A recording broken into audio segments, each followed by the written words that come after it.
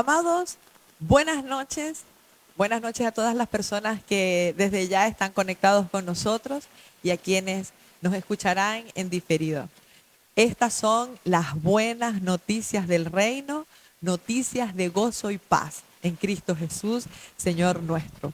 Para este tiempo especial vamos a estar compartiendo con el apóstol, nada más y nada menos que desde Barranquilla, con el apóstol Arnold Ballesteros y su esposa, la pastora Sandra Rodríguez de Ballesteros. Ellos nos visitan desde la ciudad de Barranquilla y Valencia está gozosa de verdad de recibirles y gracias a la iglesia Casa de Reinos por prestarnos esta medida de Cristo. Apóstol, bienvenido. Gracias, Pastora Ailín. Bueno, un gozo, un privilegio poder estar aquí en medio de los santos y saber que vamos a disfrutar de este programa maravilloso con la expectativa de que el Espíritu del Señor pueda seguir y continuar edificando su cuerpo. Amén, amén. Sí, este es el propósito por el cual nos reunimos, por el cual provocamos estos espacios, ¿sí o no? Pastora Sandra, bienvenida. Gracias, muchísimas gracias, felices, contentos, que estamos unidos en Cristo. Es una oportunidad hermosa que nos da el Señor poder compartir y disfrutar aquí de la medida de Cristo en cada uno de nosotros. Amén, amén. Sí, es así. Qué hermoso es poder reunirnos y encontrarnos en Cristo, nuestra gloriosa realidad. Y qué hermoso es saber, como nos comentaba en una oportunidad el pastor Albert, Eileen, este es el glorioso evangelio de Jesucristo, donde papá nos dio participación, apóstol Arnold. Qué hermoso saber esto, ¿sí? Sí, totalmente. El hecho de saber que el Dios eterno, el Dios que es dueño absolutamente de todo, que toda la creación le pertenece, que en un momento determinado desde su propio corazón haya brotado el deseo y la intención de compartir con un pueblo, con su propio cuerpo, que hoy sabemos que es la gloriosa iglesia del Señor, compartir su vida, compartir su espíritu, compartir su naturaleza. Eso realmente no tiene precio, es el privilegio más grande que tenemos. Así es, así es. Pastora Sandra, decíamos antes de hacer este en vivo, antes de salir al aire, qué glorioso es poder disfrutar la medida de Cristo en todos y cada uno. Y qué privilegio poder y entender que somos extensión de su cuerpo y que somos miembros los unos de los otros, que esa medida que Cristo ha impartido en cada uno de nosotros es útil para la edificación de los santos. Amén. Es útil, es real, es necesaria. Hay una vida que fluye en el cuerpo natural. El cuerpo natural no puede andar independiente. Ningún miembro del cuerpo, por muy pequeño que sea, tiene el diseño de parte de Dios para funcionar en conjunto. De esa misma forma, la vida de Cristo fluye en el cuerpo. Es real, es verdadera y necesaria en todos los miembros del cuerpo. Y hay una medida en cada uno, una medida que es la medida de Cristo en nosotros. Y es la que es necesaria para la edificación mutua del cuerpo de Cristo. Es precioso, es hermoso. Así es, así es. Y como siempre decimos, nosotros no hablamos desde nuestra opinión, desde lo que yo creo, desde lo que a mí me parece, sino ceñidos a la cabeza, la cual es Cristo, y usando las escrituras.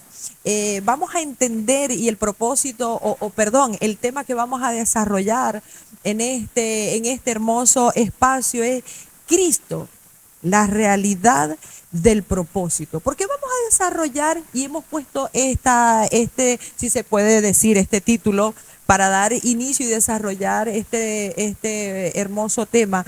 Cristo es la realidad del propósito eterno, porque tenemos que entender los tiempos.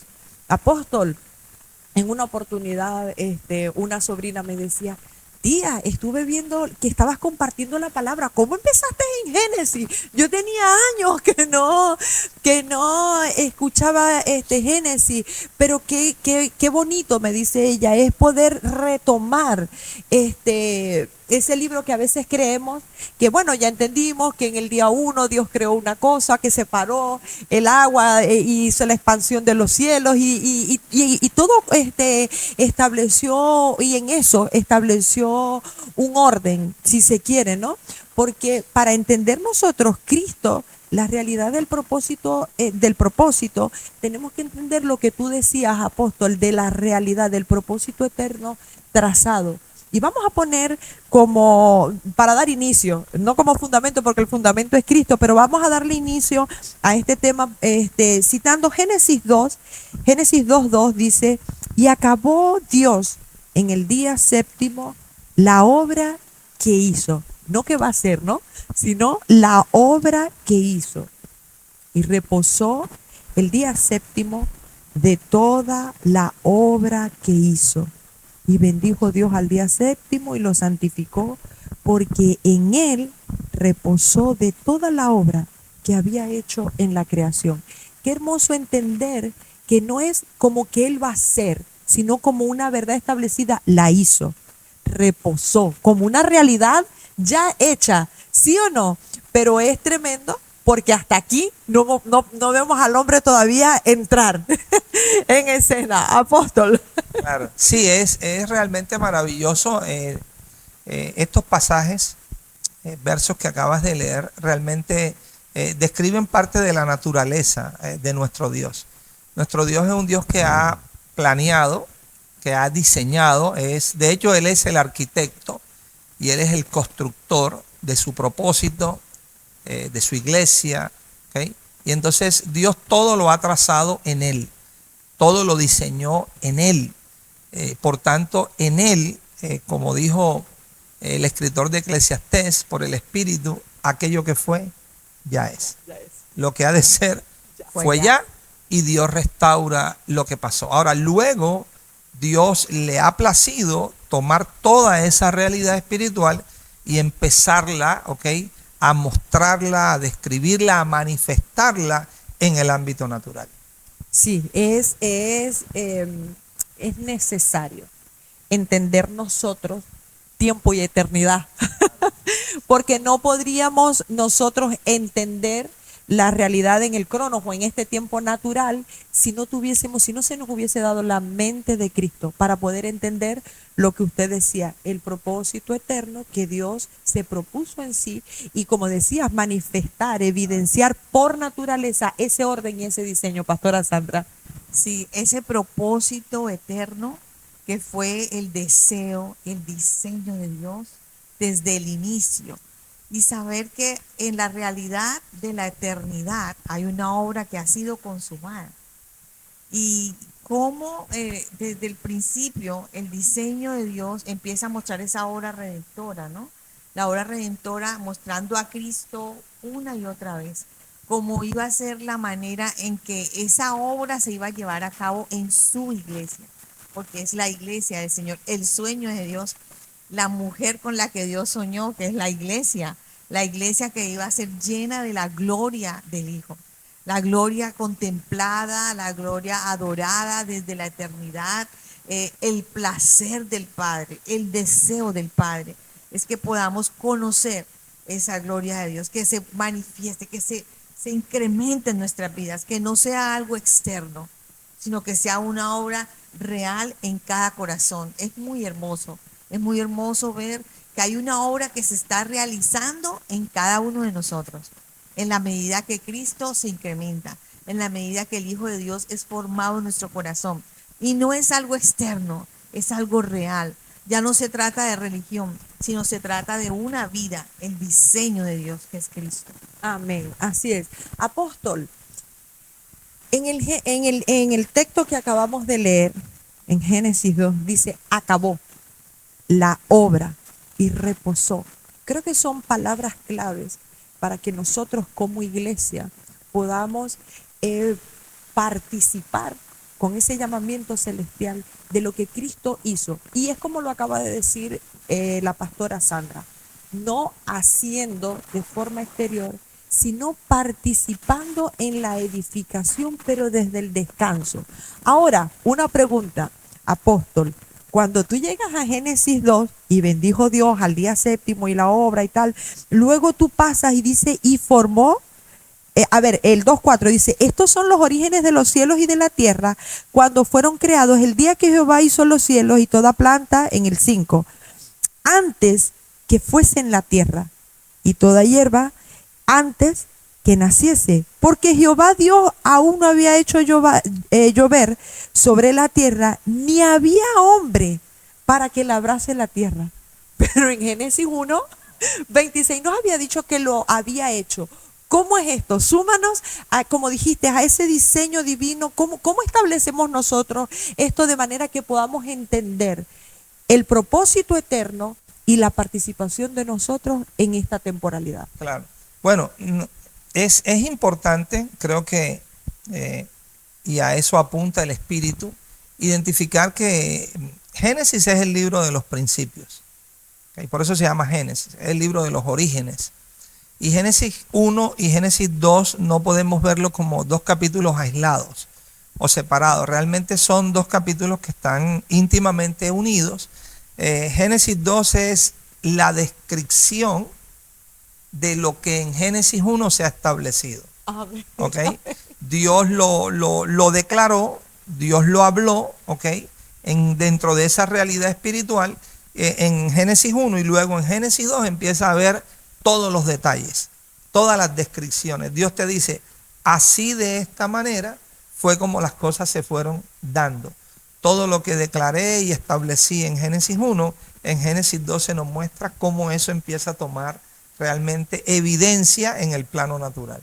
Amén. Y para entender la obra que Dios hizo y que reposó, creo que es medular hablar o traer a escenario lo que hablaste cuando estuvimos reunidos en la iglesia Vida y Propósito, cuando de una forma magistral expusiste lo que es labrar el huerto y trabajar la tierra. Creo que ahí depende disfrutar o no el reposo de lo que ya Dios hizo. ¿Sí? Sí. Porque nuestra participación en este ministerio, cuando digo todo nuestro, hablo es de los llamados y santificados en Cristo para dar incremento, como decías, hasta la perfección de Cristo. Tenemos que hacerlo en nuestras fuerzas, como decía ella, de forma exterior, es en nuestro hombre interior. ¿Cómo es esto? ¿Cómo le damos forma a ese labrar el huerto o trabajar la tierra para entender reposo y el obrar de Dios? Bueno, es fundamental identificar diseño de creación. Cuando entendemos diseño de creación, eso realmente por el Espíritu trae una luz, un alumbramiento, una iluminación a nuestro corazón que nos empieza a describir de una manera tan real, ¿okay? Y tan exacta la voluntad del Señor. Entonces, por diseño de creación, si leemos Génesis 1:26, notamos que Dios crea al hombre, ¿ok? Y lo primero que dice es, hagamos al hombre a nuestra imagen, conforme a nuestra semejanza, ¿ok? Hagamos, es el Dios plural, o sea, la deidad misma. Es un deseo y un anhelo, una intención de la propia deidad en hacer al hombre como raza humana, como especie humana, a su imagen y semejanza. Eso no es un detalle menor.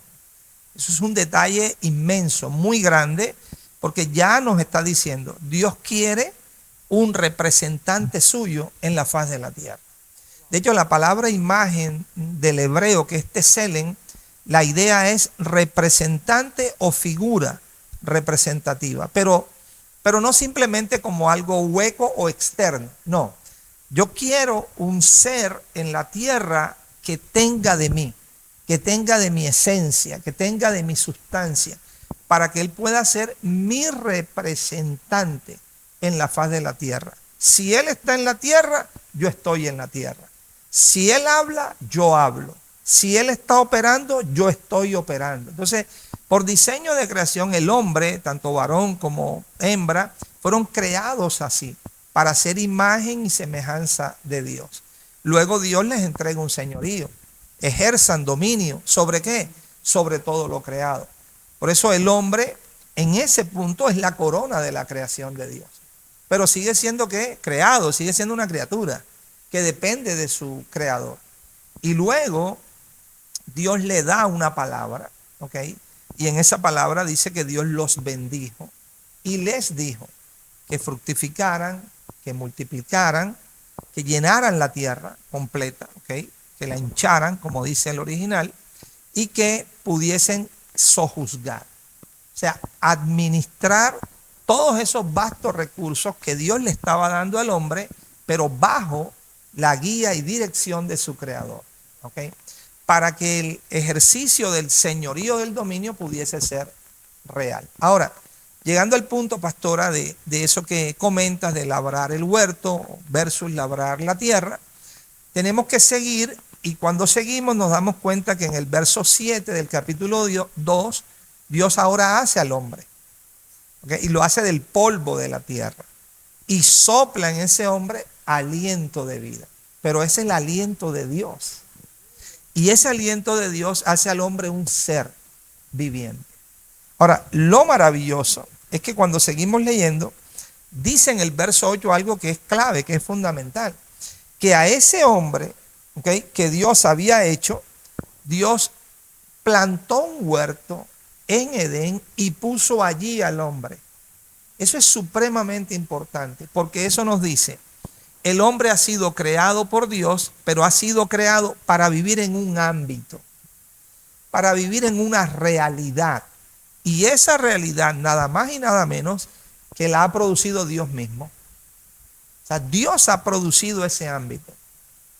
Planta un huerto y lo coloca en Edén. Y cuando ya tiene ese huerto en Edén, toma el hombre y lo posiciona allí en ese lugar. O sea, diciendo, desde esta realidad tú operas. Desde esta realidad tú vives. Desde esta realidad tú funcionas. Eso no es una idea, eso no es una imaginación, eso no es que a mí me parece. No, estamos hablando de la buena voluntad de Dios, agradable y perfecta. Y como comentábamos ese día, es importante identificar el fundamento de Edén, ¿okay? Edén se ha estudiado mucho y bueno, muchos teólogos han hablado de Edén, pero se ha llegado a una conclusión que es clara, sin ninguna duda. Y Edén tiene 5 aspectos con los que se relaciona de manera íntima, ¿okay? Una marca o territorio, porque habla de el lugar donde el hombre se encontrara, en ese huerto, pero en cualquier lugar de ese huerto, ¿okay? Luego habla de un momento. Ese momento nos indica el hoy, el presente, ¿okay? Porque era donde él se encontrara, pero en su presente, en su momento, en el instante que él estuviera. Luego nos habla también de una puerta abierta. Nos habla de un deleite y nos habla de la presencia de Dios.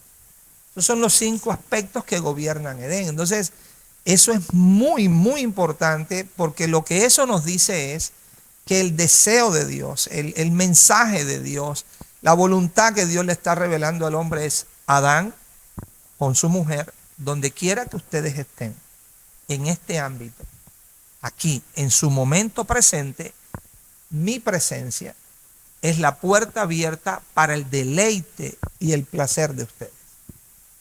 ¿Qué significa eso? ¿Dónde está tu verdadera satisfacción? En mi presencia. ¿Dónde está tu verdadero deleite? En mi presencia. ¿Dónde está tu verdadera realización? En mi presencia. ¿Dónde está la razón de ser de tu existencia? En mi presencia. Sí, notamos que hoy la gente, bueno, ¿y para qué nací? ¿Y qué vine yo a hacer a esta tierra? Y bueno, y unos dicen, bueno, yo vine a tener mucho dinero, yo quiero conquistar tal cosa, yo quiero ser famoso por tal otra. Bueno, son ideas, son filosofías, imaginaciones, pero la voluntad de Dios es otra. Nacimos para participar y vivir de esa presencia divina. Y que eso sea un deleite. Totalmente. Y ese deleite no puede, o sea, no nos deleitamos cuando estamos sudando. No, es imposible. Cuando lo estamos haciendo con el sudor de Es- nuestra frente. es Creo que imposible. por eso no hay nada en la tierra que pueda satisfacer el corazón del hombre, de una mujer. Nada en la tierra que lo pueda satisfacer sino Cristo, la presencia de Dios. El hombre actualmente busca de una y otra manera llenar su corazón, llenar su alma, porque hay una necesidad interna, hay una necesidad en el alma, porque es el diseño divino. El diseño es nuestra dependencia a esa presencia, que podamos estar en esa presencia. Eso era lo único que iba a llenar el corazón del hombre. Actualmente tú ves la crisis que hay a nivel mundial, mundialmente hablando, y se dice que es una pandemia, las crisis mentales, pero es corazón vacío, corazón que necesita. Hay algo que no me llena, dice el corazón. Puedo tener miles de dólares, puedo tener muchas propiedades, puedo tener muchos títulos, porque hay un diseño original, el diseño perfecto. Eso que acaba de decir mi esposa es fundamental porque dentro de ese diseño, vamos a poner un ejemplo figurativamente hablando, ¿ok? El ser del hombre, o sea, su ser, su esencia, estamos claros que el cuerpo físico que tenemos es un vestido, ¿ok? Hecho del polvo de la tierra y al polvo de la tierra vuelve. Pero la esencia de lo que somos, el ser de lo que nosotros somos, figurativamente hablando es como una vasija que Dios diseñó. Pero es una vasija suya, es una vasija divina, ¿ok? Esa vasija Dios la hizo para llenarla. Esa vasija, si no está llena con la sustancia o presencia de Dios, nunca va a tener satisfacción ni deleite. Mucho menos uso. Y nunca jamás va a tener reposo. Jamás, jamás. Entonces, eso que explicaba mi esposa, por eso es que el hombre nada lo llena, aparte de la presencia de Dios. Por eso lo tiene todo y tenemos actores, actrices, gente muy famosa, empresarios, ricos, millonarios, pero están en depresiones terribles, están en que no encuentran un sentido de su vida, de que lo tengo todo, pero el vacío sigue estando presente. Pero es que es diseño divino, porque eso, ese ser que Dios ha creado, es para ser lleno solamente de su presencia. Y ahí tendríamos que entender, como dijimos inicialmente, entendiendo los tiempos, porque tal cual ocurrió en Edén, ¿sí? Que por lo que estamos entendiendo, ámbito es sombra y figura de la plenitud de Dios en Cristo, dada únicamente en Cristo, tendríamos que, o podríamos, dijiste una palabra precisa, a nivel mundial hay una crisis. Y cuando decimos a nivel mundial, bueno, ahí podríamos hablar a grosso modo de todos los aspectos que ustedes han puntualizado, de fama, de titulaciones, de empresa. Pero, ¿sabes? Hay un aspecto al cual quisiera que en este momento nosotros abordásemos. La familia. La familia como punto y centro en la utilidad de Dios. Porque aquí vemos que Dios creó al hombre y, como explicabas, es al género humano. Allí entran hombre y mujer y a los dos se les bendijo, se les dijo, o sea, se les dio la capacidad. Y es importante entender esto, que es únicamente en Cristo. Porque aquí estábamos hablando, y como dijiste al inicio, Cristo, la realidad del propósito. Aquí diseño, y este diseño, apóstol, creo que es fundamental que si lo trasladamos a las familias hoy están convulsas porque han ignorado que su realidad, su sustancia, su vivir, primero en un orden de matrimonio, como Cristo y la iglesia. Y ahí vamos a darte la participación para que lleves esta realidad hasta la obra de la cruz, hasta la resurrección y hasta Cristo impartido en nosotros, ¿sí? Para que podamos disfrutar de ese reposo. Pero las familias han ignorado, pastora, que nuestros hijos no son nuestros, que es en el propósito eterno, que el esposo no es nuestro. Y lo dijiste tú, apóstol, que lo que Dios dio, esa vasija, es para la utilidad de Él. O O sea que todo lo que Dios nos ha dado, con lo cual si nosotros ignoramos que lo que estamos administrando no es nuestro, todo es de Él. ¿Sí o no? Ese es el Todo, principio. ese es el principio. El Si ignoramos, principio que todo le pertenece a Él y nosotros vuelve a solamente Él. somos administradores, Somos exacto. administradores de Dios. Ahora que estábamos viendo, recordando Génesis, bueno, yo creo que el Espíritu Santo, cómo nos guía, ¿no? Yo estaba pensando en la familia, porque hubo un tiempo en mi vida que empecé a ver qué estaban recibiendo los niños. Y recorrí muchas librerías de diferentes ciudades, en diferentes idiomas, sobre lo que estaban recibiendo los niños. Y entonces me senté a hablar con los niños y les pregunté sobre Génesis, les pregunté sobre Edén. Y le dije a mi esposo, no, no es posible que los niños desde pequeños no entiendan los principios de Génesis. Ignoren. Que no pueden ignorar a Cristo en el Génesis, no pueden ver la obra de Dios. Y ha sido un gozo para mí poder ver cómo los niños, porque es la generación de Dios. Esperábamos, no, cuando crezcan, vamos a tenerlos aquí jugando, no. Es la generación de Dios en la tierra. Que los niños desde pequeños puedan entender los principios que estamos compartiendo nosotros hoy aquí en su lenguaje, por supuesto. Para mí un gozo ver los niños pasar al frente y hacer una obra explicando qué era Edén, qué era una marca y territorio, qué es la presencia de Dios, que nacieron para labrar. Y entonces ellos dicen, y podemos decir que hemos nacido para contemplarlo, que no podemos quitar nuestra mirada de Él. Creo que esa es el inicio de una generación con un entendimiento para Dios y para que podamos tener familias que puedan venir con el entendimiento de Cristo.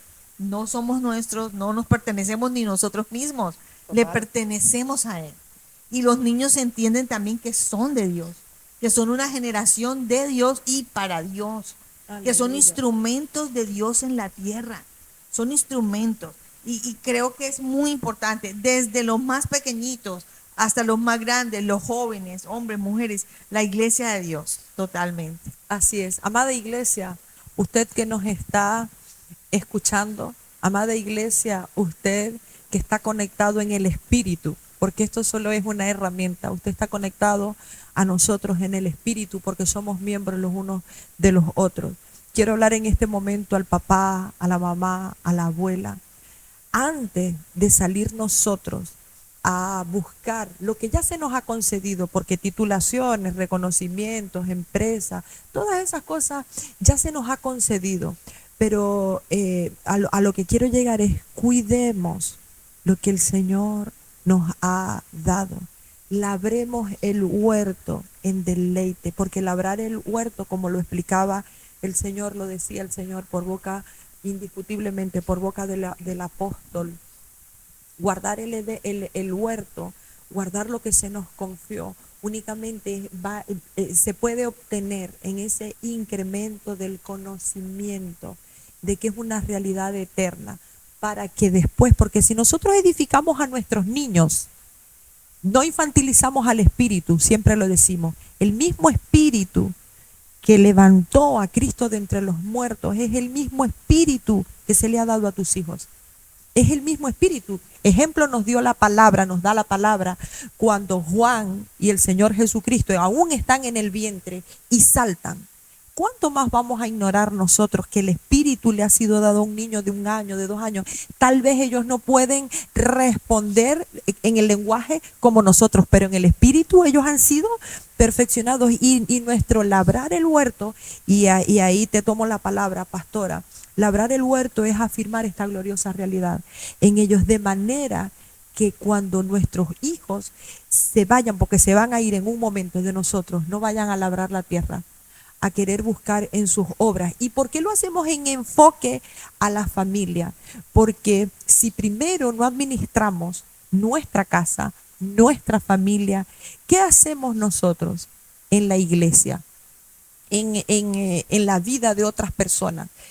Creo que es ilegal, creo que no está bien, porque primero nos debemos al Señor y el Señor conoce todas las cosas. Y cuando nosotros entendemos que nos debemos al Señor, no es como algo impositivo, sino en un deleite, en un fluir. Con lo cual, amada mamá, papá, que nos escuchen, abuelos, abuelas, maestras de niños, esta participación es para todos. Pero primero seamos en la intimidad, primero seamos en nuestro hogar, sabiendo que no estamos edificando en nuestra propia fuerza, sabiendo que no estamos edificando en nuestra propia sabiduría, sino que Cristo, nuestra sabiduría, ha de manifestarse.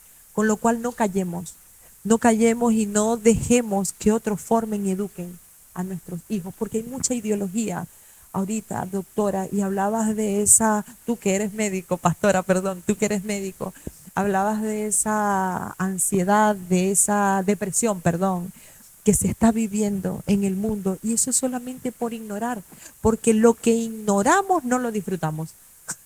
Totalmente, totalmente. Creo que es un llamado de parte de Dios, porque la iglesia a nivel mundial, hace unos 15, 20 años, empezaron a decir, ¿dónde están los jóvenes? ¿Dónde están los jóvenes?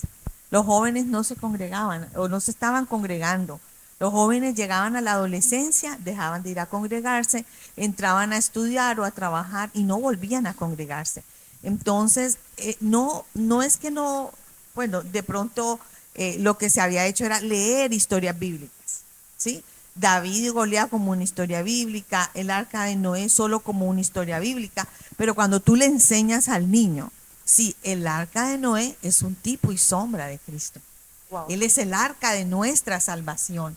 Y empiezas a enseñar lo que sucedió en el arca de Noé, pero que los que estaban en el arca eran salvos. Ese era Cristo. Y que los niños cuando ven el arca dicen, mami, Cristo es mi arca de salvación. Es una semilla que se está sembrando.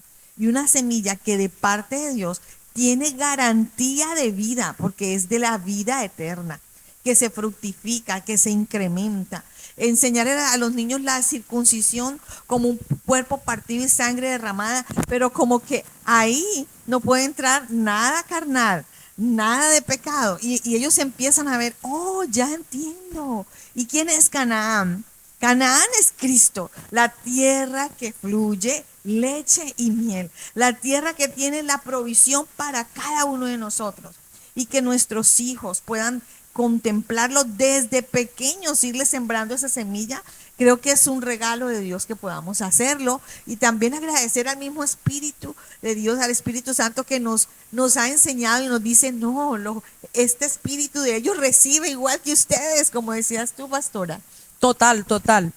Apóstol, si ignoramos, porque ahí, o sea, en esa, llevando haciendo la transición en el conocimiento de lo que es símbolo, sombra, tipo y figura a la sustancia, podemos llegar, o sea, para pasar, como dijiste tú, de las historias a la sustancia, tenemos que entender la obra de la cruz. ¿Sí o no? Sí, es fundamental. Yo diría que la obra de la cruz es el antes y el después, ¿okay?, de toda la realidad de Dios. ¿Okay? Llega a ese punto culminante y hay una obra que el Señor ejecuta, que lleva a cabo y que manifiesta, pero luego esa obra, es una sola obra, ¿okay? No es que Dios tenga 3 obras. Siempre me gusta identificar que hay varios aspectos de esa misma obra.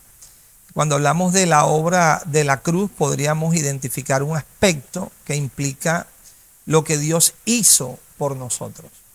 Y eso que Dios hizo por nosotros, algo inmensamente glorioso.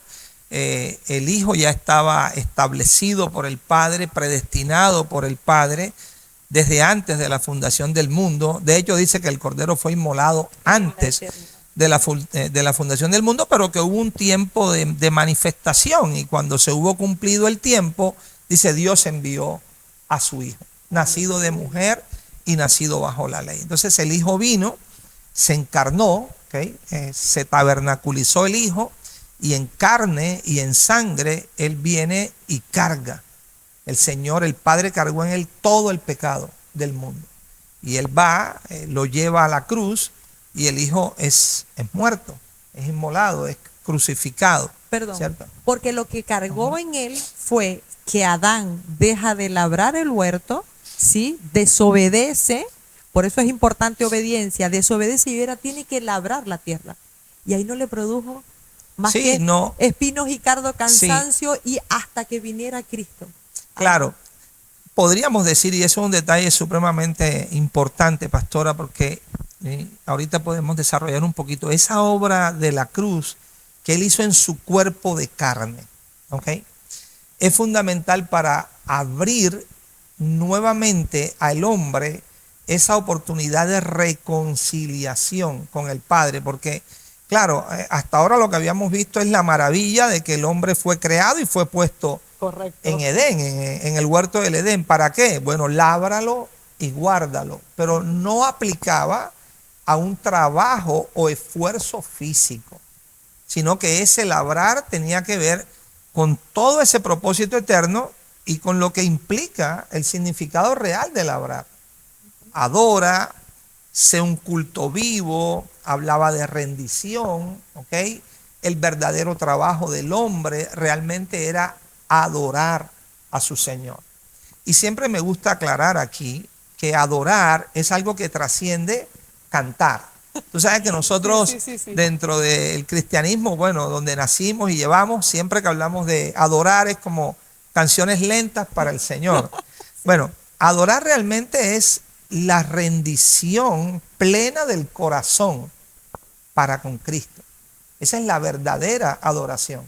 Por eso cuando el enemigo le dice al Señor, si tú postrado me adorares, yo te daré todos los reinos del mundo, no le está diciendo, póstrate y cántame unas canciones. No, no, no. Ríndete a mí, entrégate a mí, ¿ok? Vuélvete completamente a mí. Entonces, lo que Dios le está diciendo al hombre es, ese es tu trabajo. Tú tienes que estar vuelto a mí, rendido a mí, atento a mí y ser un culto vivo para mí como tal. Y eso que vas a labrar tienes que establecerlo dentro de un ámbito como un centinela, como un vigilante. Dicho de otra manera, para ti no va a haber nada más importante que yo. Es lo que el Señor le está diciendo. Hay una voz que tienes que oír, esa es mi voz. Hay un maestro que te enseña, yo soy el maestro que te enseña. Tienes un Dios y un Padre que te fortalece, yo soy el Padre que te fortalece. O sea, todo lo que Adán perdió cuando dejó de cultivar, de labrar. Cuando Adán deja de labrar y deja de guardar realmente el huerto, entonces sale de ese ámbito que es la presencia de Dios, y la palabra literal son echados fuera. Entonces son echados a la tierra, o sea, ya el ámbito donde estaban viviendo y operando dejó de ser para ellos. Y ahora, para esto apareció el Hijo del Hombre. Exactamente, entonces el hombre cae, y eso es importante porque el hombre cae en una condición que es muerte. No hay nada de malo que usemos la expresión el hombre cayó, pero si entendemos que ese caer es muerte. Correcto. No caer para nosotros en el español, tropezar. Porque uno se cae, se tropieza y se para, no. El hombre literalmente murió. ¿Qué significa eso? Perdió una vida. Toda muerte es pérdida de una vida. No puede haber muerte sin perder una vida. El hombre perdió una vida y no fue la vida física, porque siguió viviendo. Pero fue una vida espiritual que él perdió. Y luego aparece mucho tiempo después, pero en el tiempo perfecto, aquel que dice, yo he venido para que tengan vida. Aleluya. Y para que esa vida la tengan en abundancia. Pero ahora ese hombre es enemigo de Dios. Creación de Dios, pero enemigo de Dios. ¿Ok? No está conciliado con Dios. Necesita reconciliación. Pero él no solamente anda en pecado, no solamente opera en pecado, él es pecado. Él es tinieblas. Entonces Dios tiene que hacer una obra legal y jurídica para que ese hombre no esté bajo esa condenación, bajo ese pecado que está en él, y envía a su hijo. Aleluya. Entonces su hijo viene y paga el precio. A buscar lo que. Claro, lo que se había perdido. Entonces un precio de redención, y cuando ese precio de redención se lleva a cabo, para el hombre se abre algo espiritualmente hablando que estaba cerrado. Por eso es que él dice, yo soy la puerta. Aleluya. Pero antes que Cristo viniera y se ofreciese a sí mismo en sacrificio, la puerta estaba cerrada. Porque el hombre no podía ni en su propia capacidad, ni en su propia fuerza, ni inteligencia, ni esfuerzo humano de irrumpir por esa puerta. No, esa puerta estaba cerrada. Pero Él, que es la puerta, se inaugura y se abre. Por eso dice, el que por mí entrare será salvo. ¿Ok? Todos los que antes de mí vinieron eran ladrones y salteadores. ¿Ok? Pero yo soy la puerta. ¿Ok? Asimismo, Él es el camino nuevo y el camino vivo. Y el escritor de los Hebreos, noten que dice que por la sangre de Jesucristo, por el camino nuevo y vivo que Él nos abrió a través del velo. Y dice, esto es su carne. O sea que cuando el Señor en su propio cuerpo es partido y su sangre es derramada, se inaugura un camino, espiritualmente hablando, nuevo y vivo, para que nosotros ahora andemos por ese camino. Entonces, Cristo vino a hacer una restauración plena y perfecta de ese hombre y devolverle a ese hombre el propósito eterno del Padre que está en él. Amén. Y que Adán había perdido. Y que Adán había perdido, Y exactamente. ahí es importante entender que en Adán, es decir, en las fuerzas humanas, nosotros no podemos. Ahora, qué glorioso es conocer esta realidad para disfrutarla, porque hablaba a los padres, pero si primero como mamá, como papá, no disfruto esta realidad, no puedo hacer que nuestros hijos, en este caso, porque la iglesia comienza en casa. La iglesia, la primera iglesia es en casa, ¿sí? En Egipto el Señor le dice a Moisés, entrarán en las casas, imagínate, aún estando en Egipto, y sacrificarán un cordero. Es en casa donde comienza esto. Y primero esta casa, luego yo como esposa, pero primero lo tengo que conocer yo, experimentar yo, que fue lo que tú nos testificabas esa noche cuando nos testificabas que tú le hablabas a tu hijo, tienes que conocer, no al Cristo y al papá, a ese Padre eterno que nosotros predicamos, pero tú lo tienes que conocer. Si tú hubieses ignorado y el apóstol hubiese ignorado toda esta realidad de la que vienes hablando, esta realidad eterna, ¿cómo vas a ser participante a otro? Posible, no podemos dar lo que no tenemos. Los padres han dado lo que tienen, porque como somos vasijas, las vasijas están llenas, o están llenas de Dios, o están llenas de la obra de la carne de Adán, y eso es lo que los padres dan. Entonces, para tú darle a tu hijo de Cristo, debe haber un incremento de Cristo, una realidad de Cristo, una experiencia de la vida de Dios en nuestros corazones, que podamos nosotros también como padres, creo que es un regalo de Dios, poder tener en alta estima la presencia de Dios, la vida de Dios en nosotros. Y aún sin decirlo, el ejemplo lo contemplan nuestros hijos. Aún sin decirlo, los hijos, como yo siempre digo, son los primeros testigos de los padres. Son los que pueden decir, bueno, lo que mi papá y mi mamá están impartiendo es real en ellos. O es un teatro. Yo les pregunto, ¿es un desafío? ¿Qué están viendo ustedes en nosotros? Y hablo con mis hijos y hablo con los jóvenes. Yo soy maestra de niños y de jóvenes y desde los 15 años. Mi madre fue maestra de escuela dominical. Murió de 65 años siendo maestra de escuela dominical. Y todo el tiempo hablábamos de la generación de Dios en la tierra. Todo el tiempo. Y decir uno, bueno, Señor, sé que si Dios no es real en mí, lo que yo puedo dar es falso.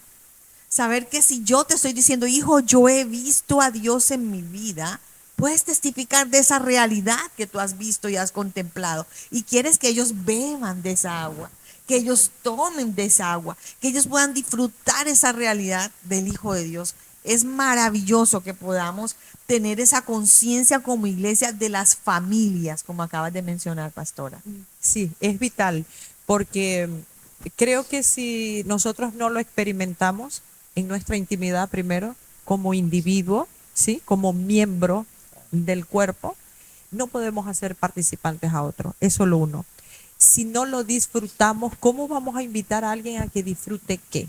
Ahora, el conocimiento es medular, porque no puedo disfrutar lo que no conozco. Yo conozco a mi familia y cuando ellos me invitan, digamos, a un cumpleaños, a una reunión, yo sé que voy a disfrutar. Ahora, cuando me invitan a otro lugar que yo no conozco, voy muchas veces con predisposición o con prejuicios o ignorando, ¿sí? Ciertamente porque no conozco. Ahora, es medular, es vital, es primordial, es esencial conocer la obra de nuestro Señor Jesucristo, como hablabas, en la expresión de la cruz, en la expresión de la resurrección, en la expresión de lo que ya Él hizo, porque vemos que hay un hilo conductor desde Génesis hasta Apocalipsis, ¿sí? Y ese hilo conductor es Cristo en tipos, sombras y figuras, hasta que llegamos a la revelación de Jesucristo, del obrar de Jesucristo.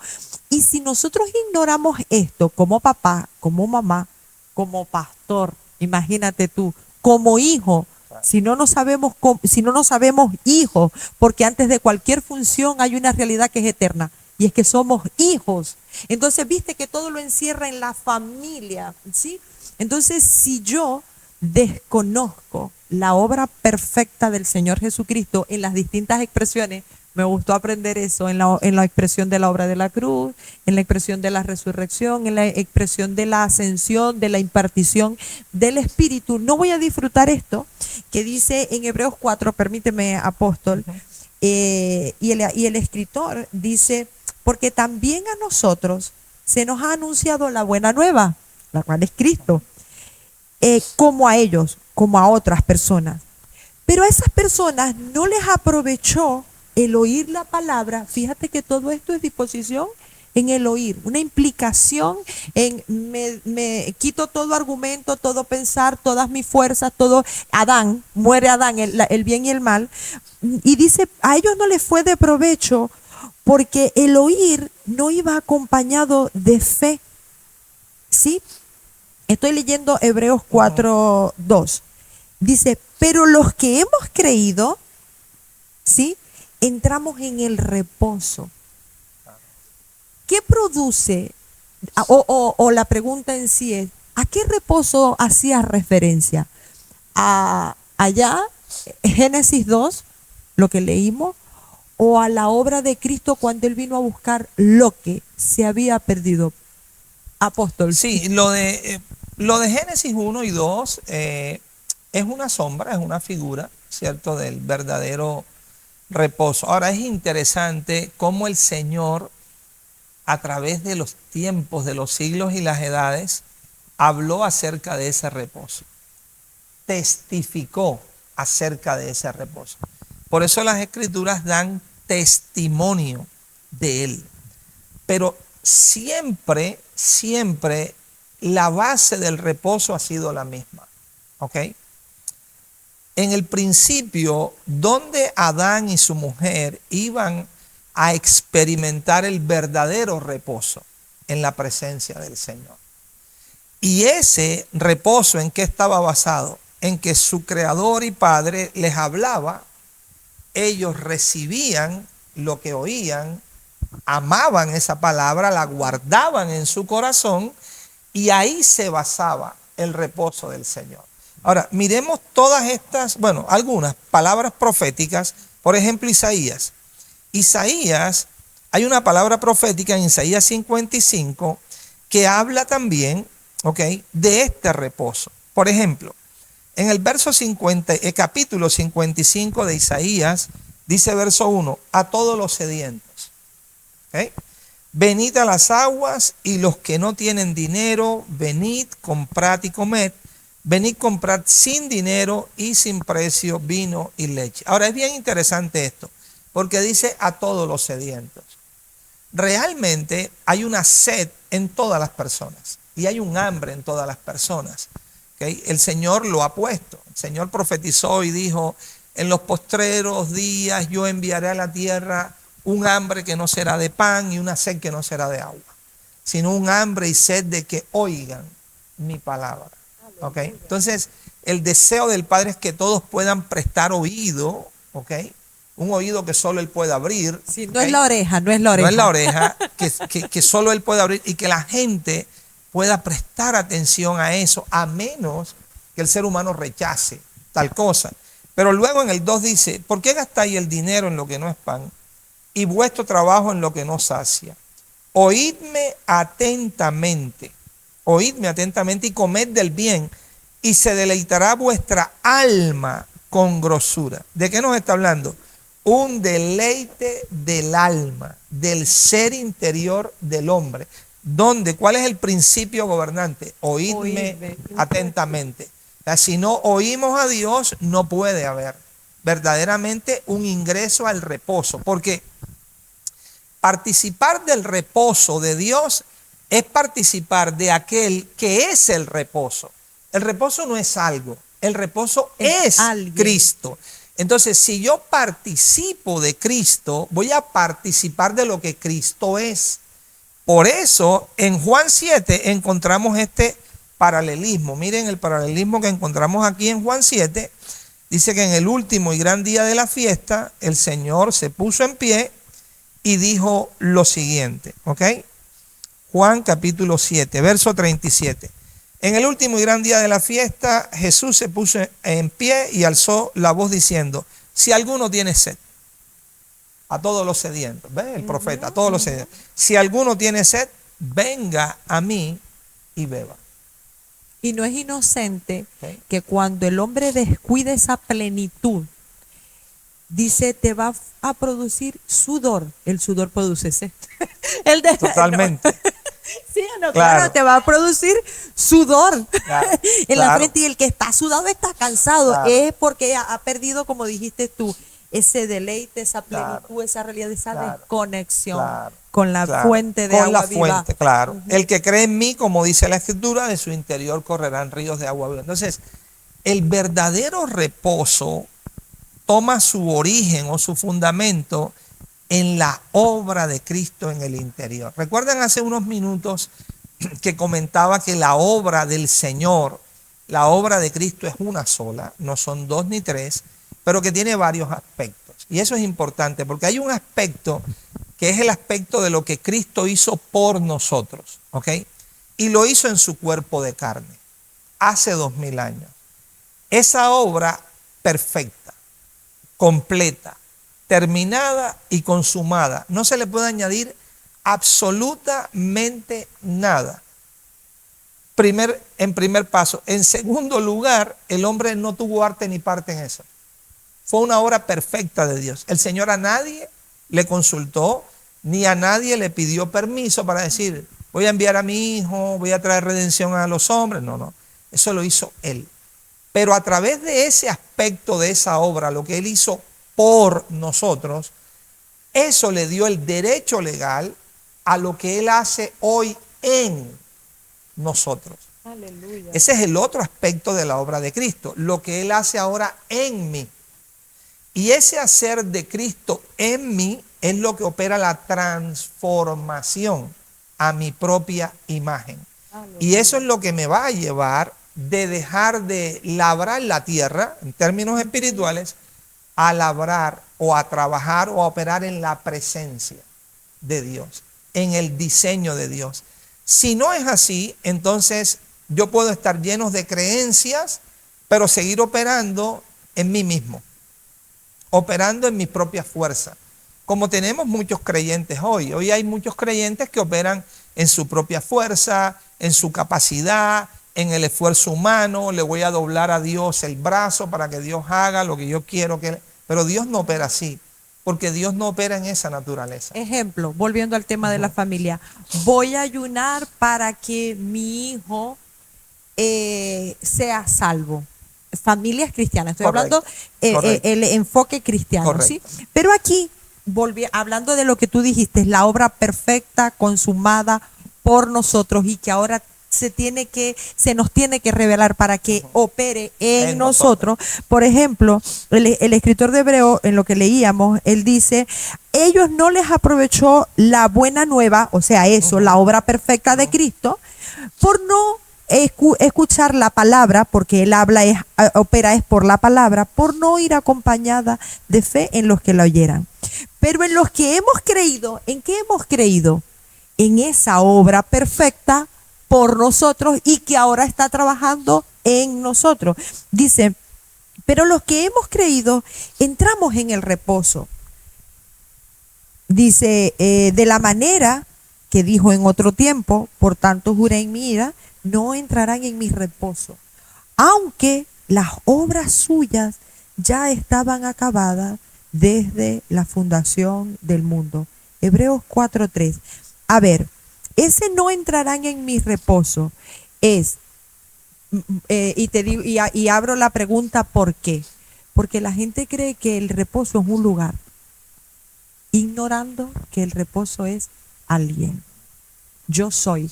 He aquí el día de reposo, dijo el Señor, yo soy el reposo. Lo que quiere decir el escritor, cuando nosotros ignoramos la vida operando en nosotros, es que queremos hacer para llegar a alcanzar.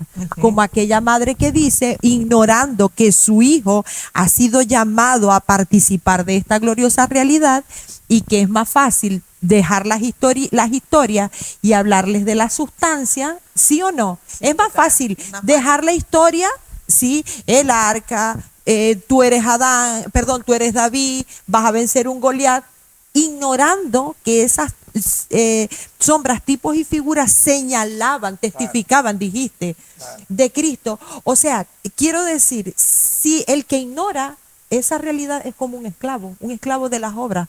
El que ignora la realidad lo ignora a él. Correcto. Ignora el reposo. Entonces, si ignoramos el reposo que es Cristo, no es posible disfrutarlo. No es posible. Y se tiende a orar en la carne, en la fuerza humana. Ese es el esfuerzo, eso es lo que nos cansa, la obra de la carne, hacerlo a nuestra manera, con nuestras estrategias. Y entonces se cansa. Tú oyes también pastores diciendo, estoy cansado, la obra es muy dura. Claro, si lo estás haciendo en tu fuerza, claro, si no estás bebiendo la fuente de vida eterna, que es la que nos da el reposo, es nuestro sustento de vida, por supuesto. Y ahí porque al rechazar la obra, le das la espalda al reposo, le das la espalda a la luz. El corazón no puede verlo, no puede oírlo. Entonces, bueno, creo que es muy importante tener en cuenta que cuando se está fuera del reposo, se está también en desobediencia. Correcto. Una pregunta abierta, alguno de los dos. ¿Qué es más efectivo? ¿El ayuno por mi hijo o el hablar la palabra? El hablarle conforme a la realidad.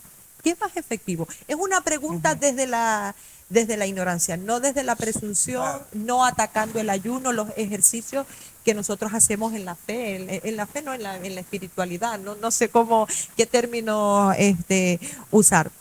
Y vuelvo, ¿qué es más fácil o qué es más productivo? Mejor dicho, claro. ¿Qué es más productivo? ¿El ayunar por mi hijo o sentar a mi hijo y hablarle de su realidad en Cristo? Podríamos decir, para no dar una respuesta simple, y bueno, es esta exactamente. Si nos vamos a la perspectiva divina, ¿cuál ha sido la intención de Dios desde el principio? Fíjate, lo vimos en tipos y sombras. Él quiere un representante suyo que sea su expresión viva en la tierra. ¿Okay? Ahora, en esta realidad, ya en Cristo. Le aparece el Cristo, el resucitado, se le aparece a Saulo de Tarso, ajá, queda ciego, ajá, va a una casa y ahí le envía a Ananías. Y cuando Ananías llega, le dice, hermano Saulo, el Dios de nuestros padres te ha escogido para. Y le declara tres cosas. La primera, conozca su voluntad. La segunda, veas al justo. Y la tercera, oigan la voz de su boca. ¿Por qué? Porque con estas tres realidades dice, tú serás testigo suyo a todos los hombres. ¿Qué es lo más efectivo? Ser un testigo vivo de Cristo. Ahora la pregunta sería, ¿y qué es ser un testigo vivo de Cristo? Bueno, ser una manifestación real de la verdad. Dicho de otra manera, cuando Cristo es la expresión viva en nosotros, es nuestro hablar, es nuestro pensar, es nuestro trato con los semejantes, ese es el mayor bien que le podemos hacer. No solamente a nuestros hijos, a todas las personas. Por eso ahí es donde el Señor quiere llegar. Y esa es una de las grandezas de este nuevo pacto. Volviendo a esa parte del reposo. Si uno sigue leyendo allí, nos vamos a encontrar en el versículo 7. Mira qué curioso que el escritor retoma una palabra que caminó por todo Israel y todos los siglos anteriores. Por tanto, si oyeres hoy su voz, no endurezcáis ¿qué? Vuestros corazones. Mis amados, la vida en Cristo es una vida real de oír y ver al Señor cada día en nosotros. Ay, Dios, aleluya. Para caminar bajo esa guía y bajo esa dirección. Si nosotros no experimentamos eso, aunque hablemos del reposo de Dios, vamos a andar en nuestros afanes. Buah. Y vamos a andar en nuestras propias obras. Y eso no es lo que quiere el Señor. Mira, una promesa que el apóstol Pablo la trajo aquí, hace alusión en 2 de Corintios 6. Miren lo que dice en el verso 16. ¿Y qué acuerdo hay entre el templo de Dios y los ídolos? Porque vosotros sois el templo del Dios viviente, como Dios dijo, habitaré y andaré. Valera traduce entre ellos. Vas al original y no es entre, es en. Habitaré y andaré en ellos y seré su Dios y ellos serán mi pueblo. O sea, ¿cuál es la gloria de este nuevo pacto? Mis amados, Cristo está en nosotros. Pero Cristo está en nosotros, quiere tener, como dice Pablo, una participación en comunión plena con cada uno de nosotros. Aleluya. Nuestro oído espiritual está abierto y debe estar afinado para oír al Señor. Por lo tanto, el ayuno que a Dios le agrada es que ustedes les hablen de la realidad. Yo diría, claro, y yo le sumaría a eso, que el verdadero ayuno que el Señor nos manda es dejar de oír todas las voces que no son la voz de Él. ¡Buah! Ese es el verdadero ayuno, porque si yo me pongo a escuchar tantas voces que hay, pero no lo escucho a Él, entonces de nada realmente me va a servir. Porque el diseño es que Él es nuestro maestro. Aleluya. Él es nuestra guía, Él es nuestra vida, Él es nuestra fuente, Él es nuestra sabiduría, Él es nuestro todo. Aleluya. Entonces ayunemos escuchar todo ese montón de voces para escucharlo a Él. Aleluya. Ahora su presencia habita en nosotros. Aleluya. Parte de la gloria que el antiguo pacto mostraba en tipo sombras y figuras. Bueno, tabernáculo, ¿cierto? Atrio, lugar santo y lugar santísimo. ¿Cuántas voces escuchabas en el atrio? Todo el pueblo. Montones. Sí, sí, sí. En el lugar santo se escuchaban varias voces, pero en el lugar santísimo. Entonces, si ahora se nos ha abierto un camino nuevo y vivo al lugar santísimo, que es la plena presencia de Dios, yo creo que esa es la responsabilidad que todos como hijos tenemos. Necesitamos volver, mis amados, a escuchar al Señor. Necesitamos volver a rendir nuestros corazones a la voz del Espíritu. ¿Okay? Y claro, cuando uno comparte esto, no dejan de saltar las voces, pero cuidado porque hay mucha gente que abusa y dice, Dios me dijo tal cosa y salen con... Mis amados, para eso tenemos las escrituras. Total. Y para eso tenemos la evidencia del fruto del Espíritu. Yo puedo decir, Dios me dijo tal cosa. Y si eso que yo digo que Dios me dijo no tiene un fundamento escritural y va en contra del fruto y carácter de Cristo, pues es un disparate, es una imaginación mía. Total. Y creo que en la iglesia de Cristo hay fundamento para juzgar tal cosa. Aleluya. ¿Ok? Pero ese es el punto. Necesitamos volver el corazón para escuchar al Señor. porque ahí está el verdadero reposo. Ese es el verdadero reposo. Si nosotros no escuchamos al Señor y operamos en nosotros mismos, hoy tuve otra nueva idea, se me vino, bueno, sentémonos, reposémonos y delante de Él. Señor, ministra nuestro corazón, confirma nuestro corazón si realmente esa es tu voluntad. Aleluya. ¿Okay? Aleluya. Es hermoso entender esto porque podríamos decir que el método de Dios, ayer, hoy y por los siglos, es el mismo. El poder de la palabra. Hablar, hablar para que los salvados escuchen. Con lo cual, papá, mamá, iglesia, pastor, escuchemos hoy la voz de papá y no endurezcamos nuestro corazón diciendo no es suficiente. Si le digo a mi hija su realidad no es suficiente, voy yo a ayunar y hacer que no desechamos, sino que ese no es el principio, es el medio, podría ser el medio, pero es algo tuyo, porque el hablar conforme a la verdad que está en Cristo es más efectivo que cualquier otro sacrificio. Es la palabra viva, esta palabra es el mismo, es la vida de Cristo. Es la única que puede transformar el corazón del hombre. No, yo puedo hacer sacrificios, puedo hacer, y no estamos diciendo no lo hagas. Correcto. Si tú quieres, hazlo. Pero a mí sé que el que me ha transformado mi vida es contemplarlo a Él, verlo a Él, oírlo, postrarme ante Él, que es volver mi corazón ante Él, rendirme. Mi esposo acaba de hablar de las voces de afuera, la voz de adentro, de mi mente carnal. La unción del santo, mejor. Rendirla ante Él. Y eso no es de un momento a otro, también es importante. Es un proceso, eso toma tiempo. En la medida que lo vas oyendo, pues tú vas obedeciendo. Y si has obedecido porque te has rendido. Y si te has rendido es porque te has postrado. Y si te has postrado es porque antes moriste a tu voz. Eso es un proceso de entrenamiento. Y hoy lo oigo y lo obedezco. Hoy lo contemplo. Hoy estoy labrando y guardando. Pero mañana un poco más. Y va siendo más clara su voz. Puedo entender aún más su voluntad. Puedo seguirlo aún más. Porque esa luz se va incrementando en nuestro corazón. Es una luz que va resplandeciendo y va desplazando las tinieblas que hay en el alma. Aleluya. El diseño del Señor es tan tremendo y claro, el Señor dice que a Él le ha placido salvar a los hombres mediante la locura de la predicación. Pero Dios es tan bueno y tan maravilloso que Dios mismo habla a los corazones de los hombres.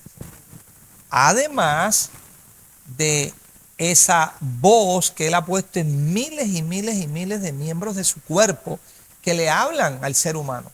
¿Ok? Claro, cuando lo que se está hablando es palabra viva del Señor, entonces se cumple lo que dice el Salmo, ¿cierto? Un abismo llama a otro, como a la voz de tus cascadas, y la gente empieza a escuchar el mensaje y dice, algo me está saltando aquí, algo, el Señor está tocando en lo profundo, porque es del espíritu al espíritu. Pero los apóstoles usan expresiones que cuando uno las escucha dice, bueno, ¿cómo él dijo tal cosa? Por ejemplo, aquí en Colosenses 1:23 Pablo dice, si en verdad permanecéis fundados y firmes en la fe y sin moveros de la esperanza del evangelio que habéis oído, el cual se predica en toda la creación, y en muchas Biblias antiguas dice, el cual se predica en toda criatura. Aleluya. ¿Cómo uno puede entender que el evangelio de vida se predica a toda criatura? Bueno, Juan dice que la luz que alumbra a todo hombre vino a este mundo. Hay una luz interna. ¿Quién es la luz? Cristo. Y alumbra a todo. No alumbra a un no grupo algunos. en particular. No a un grupo de privilegiados. Esa luz testifica en el corazón de cada hombre. Por eso es que una persona, aunque no haya escuchado del evangelio que le hayan predicado, en su interior sabe cuando está haciendo mal. Sabe cuando no está agradando a Dios. Aunque nadie por fuera le testifique, hay un testigo interior que le testifica. Buah. Ahora, muchas ocasiones el hombre no presta atención al testigo interior y Dios le manda testigos externos para que le hablen. ¿Ok? Pero el diseño de Dios, hay un testigo dentro. Dios habla dentro del hombre y lo llama para traerlo de vuelta al redil. Es el deseo y es la intención del Señor. Aleluya. Eso que has dicho, apóstol, es poderoso. Y antes de hablar de esta gloriosa realidad, de ese testigo interior, dijiste que a papá le plació, y los apóstoles lo decían, lo enseñaban, por la locura del evangelio. Locura para los que se pierden, ¿sí? Claro. Porque mira cómo le dice en primera de Timoteo, en segunda de Timoteo 1:10, dice, bueno, desde el 9, dice, ¿quién nos salvó? A ese papá, ¿sí? ¿Quién nos salvó? Y llamó con llamamiento santo. A los hijos les tenemos que hablar, a los hombres les tenemos que hablar, a la gente, a todos les tenemos que hablar con llamamiento santo. Y ese llamamiento santo es en el santo, no desde el misticismo, sino desde la realidad del santo, ¿sí? Quien nos llamó con llamamiento santo, no conforme a nuestras obras. ¿Viste? Vuelve a caer en la palabra obra. Aunque Santiago dice, por vuestras obras vas a ser justificados. Está hablando es, miren, los hombres que escucharon respondieron a esa voz, a ese obrar, y activamente participaron. ¿Cuánto más nosotros en el obrar del ministerio del Espíritu? Dice, no conforme a nuestras obras. Seguimos en 2 de Timoteo 1:9. No conforme a nuestras obras, sino según el propósito suyo y la gracia que nos fue dada en Cristo Jesús. ¿Y cuándo nos los dio? Antes de los tiempos de los siglos. Antes que ayunes, antes que ofrendes, antes que quieras hacer alguna cosa, nos lo concedió. Por eso tenemos que entender lo que inicialmente dijiste, propósito eterno bajado aquí, al tiempo, ¿sí? Antes de los tiempos de los siglos, pero que ahora, eso es un eterno presente, ha sido manifestada por la aparición de nuestro Salvador Jesucristo, el cual quitó, no es que va a quitar, quitó la muerte, pero mira cómo quita la muerte y saca a la luz la vida y la inmortalidad, solo por el Evangelio. Con lo cual, cualquier esfuerzo de nosotros es no entender la buena nueva de salvación, lo que ya Él hizo. Somos más efectivos, somos más precisos, somos más rentables, somos más fructíferos, hablando de la obra y del poder. Imagínate el poder del Evangelio, quítate, muerte, porque ahora viene la luz, y esto únicamente mediante el Evangelio de nuestro Señor Jesucristo. Y allí Él quita la muerte y saca a la luz la vida y la inmortalidad. Iglesia, papá, mamá, apóstol, profeta, maestro, hijo, porque a veces nos afanamos y queremos nosotros hacer ya, ver ya, y tenemos que descansar en ese labrador. Unos siembran, otros riegan, pero tiene que producir reposo en nosotros, saber que el crecimiento lo da Dios. Y el apóstol escribe, de esta gloriosa realidad, yo fui constituido predicador. Nosotros tenemos que predicar y anunciar con la vida, primeramente, y luego en el ejercicio de la palabra, esta gloriosa realidad. ¿Cuál? Te llamó con llamamiento santo. Te asignó y te dio todo esto antes de la fundación del mundo. Y ahora se ha manifestado. Y se manifiesta eso que tú hablabas. La obra que Él hizo por nosotros ahora se tiene que manifestar en nosotros. Creo que es poderoso, apóstol. Creo que se nos ha ido el tiempo. Hemos disfrutado muchísimo este tiempo. Muchísimas gracias por este tiempo. Sé, por el respaldo del Espíritu y la palabra, que esto va a ser útil. Esto va a ser así como una piedra viva en este edificio del Señor, ¿verdad? Va a ser útil, va a hablar esta palabra, va a hablar a quienes nos están escuchando y a quienes nos escucharán en diferido. Las palabras finales o el discurso final. Bueno, Pastor Ailín, gracias por esta oportunidad que nos has brindado de poder compartir. Creo que siempre es un privilegio maravilloso poder compartir acerca de la vida maravillosa que es el Señor, de esa medida que está en nosotros, y dar de gracia lo que de gracia hemos recibido es algo realmente extraordinario. Así es que simplemente en nuestra dependencia en el Señor, para que al Señor le plazca usar cada palabra que se ha podido ministrar en su nombre y que pueda realmente llegar a los corazones y producir lo que el Señor desea, el incremento de su Hijo en cada una de las personas. Amén. Total, total. Así es. Pastora Sandra. Agradecida con el Señor por este tiempo hermoso, que sabemos que es la palabra de Dios la que ha salido, la que produce en nosotros esa vida real. Sigamos contemplándolo, sigamos oyéndolo, tomémonos el tiempo para verlo a Él, para oírlo, para someternos, para obedecerle, que produce reposo en nuestra alma. El precioso reposo está en nosotros y ha sido puesto para que lo disfrutemos, para que lo experimentemos y también lo demos a conocer a los sedientos, a aquellos que tienen sed y hambre de Él, a ellos. Y doy gracias a Dios por este momento, pastora. Muchas gracias. Amén. La gratitud es nuestra de parte del equipo ministerial de la pastora Lisbeth, del pastor Luis, del hermano Moisés Sarmiento y de toda la iglesia que se reúne con nosotros en esta casa de oración. Gracias por la sencillez, gracias por la precisión y gracias por ser útiles al propósito. Sabemos, conocemos y entendemos a qué hemos sido llamados. Que no dejemos nosotros de hacer nuestra participación hasta que todos lleguemos y alcancemos esa estatura, ¿verdad? Amén. Amado apóstol, Un muchísimas gusto. gracias. Y a ti, mi amada pastora, muchísimas gracias. De parte de la familia Centro de Gloria, a usted también que nos ha prestado la tierra de su corazón, bendiciones y como siempre, comparta para que este evangelio glorioso corra a todas las naciones. Bendiciones.